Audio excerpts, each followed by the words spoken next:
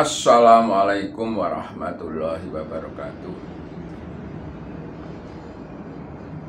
A'udzubillahi minasyaitonirrajim. Bismillahirrahmanirrahim. Alhamdulillahirabbil alamin. Allahumma sholli ala Muhammad wa ala ali Muhammad. Selamat berjumpa lagi dengan kami channel Khalifah 2024. Salam bahagia.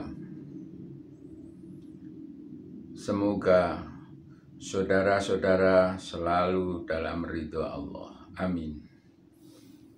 Pada pagi hari ini akan saya sampaikan lanjutan mengenai bocah angon dan pitutur luhur. Kalau kemarin saya sampaikan yaitu mengenai sakti tanpa aji. Untuk hari ini akan saya sampaikan yaitu mengenai dawuh atau pitutur luhur sugih tanpa bondo. Nah, itu sugih tanpa bondo dalam bahasa Indonesianya, sugih itu kaya, tanpa itu tanpa, bondo itu harta. Jadi pituturnya adalah kaya tanpa harta. Nah, bagaimana ini bisa? Karena kita kalau bicara mengenai kaya, itu adalah orang yang hartanya banyak, hartanya berlimpah. Nah, namun di sini dikatakan bahwa orang kaya tapi tanpa harta, apakah bisa? Nah, kita lihat dulu bahwa ketika kita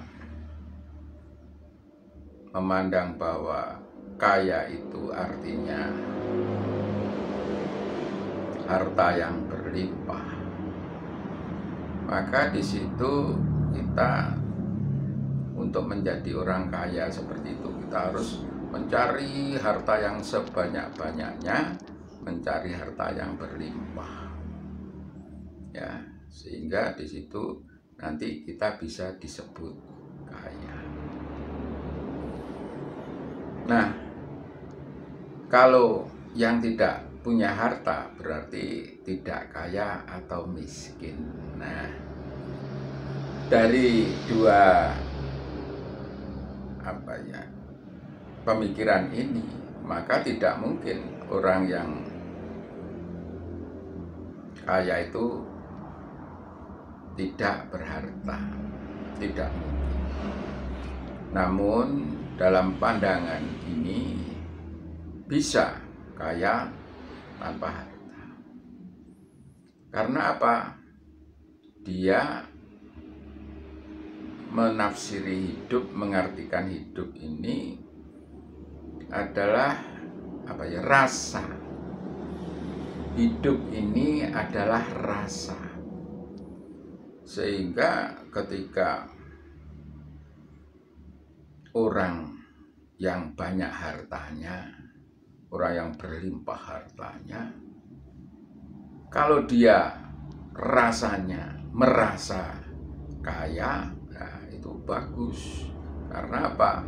Orang yang banyak hartanya, berlimpah hartanya, kaya rasa, maka dia sangat mudah untuk membagi hartanya itu. Karena dia juga kaya rasa. Jadi hartanya itu tidak membuat dia menjadi kikir. Ya, karena kalau orang tidak merasa, mempunyai rasa, lalu dia itu mengatakan, nah ini harta-harta saya, yang mencari saya untuk apa dibagi, sehingga dia tidak mau bersedekah, tidak mau berinfak, malah sampai tidak mau berzakat mal, ya, itu karena tadi rasa. Lalu kalau orang banyak hartanya, dia tidak merasa kaya, dia merasa miskin, nah maka harta yang banyak ini tidak berarti. Akhirnya dia apa? Karena merasa kurang, dia mencuri, menipu, korupsi kalau dia punya akses ke situ. Nah itu. Jadi hidup ini adalah rasa. Lah, bagaimana orang yang tanpa harta itu atau hartanya yang sedikit itu bisa kaya? Ya ini ya rasa, merasa kaya. Sehingga orang yang seperti ini, apapun yang dipunyai, apapun yang diberikan oleh Allah, dia itu merasa cukup, merasa kaya. Karena cukup itu lebih daripada kaya, ya. Cukup, ya, dicukupkan rezekinya.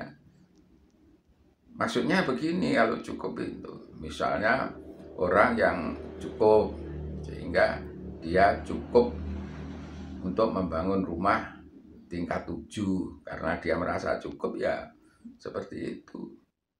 Tapi kalau orang yang berlimpah hartanya tidak merasa cukup, misalnya dia punya uang berapa miliar gitu ya, lalu yang dibeli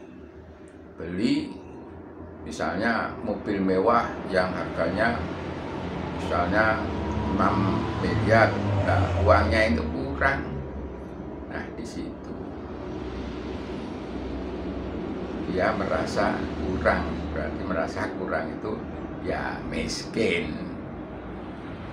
Tapi kalau hartanya orang yang ini cukup, sedikit saja cukup, ya cukup untuk makan, untuk cukup menyekolahkan anak, cukup untuk membeli rumah, itu cukup. Nah bagaimana kalau orang yang misalnya ya sudahlah mengayuh becak aja lah kalau dulu, kalau sekarang kan becak sudah jarang.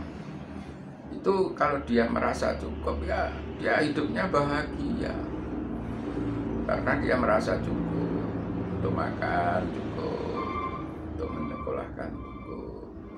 Karena apa? Dia seperti itu merasa kaya, sehingga dia tidak mau mencuri, tidak mau menipu, apalagi korupsi karena dia tidak punya akses ke situ. Nah itulah, jadi hidup ini adalah rasa. Kalau saudara merasa miskin, berarti ya Anda kekurangan harta, padahal harta Anda berlimpah. Tapi karena merasa miskin, ya menjadi koruptor, menjadi penipu, macam-macam lah. Tapi kalau kita punya ya harta yang cukup lah, cukup itu hidupnya damai, cukup ini.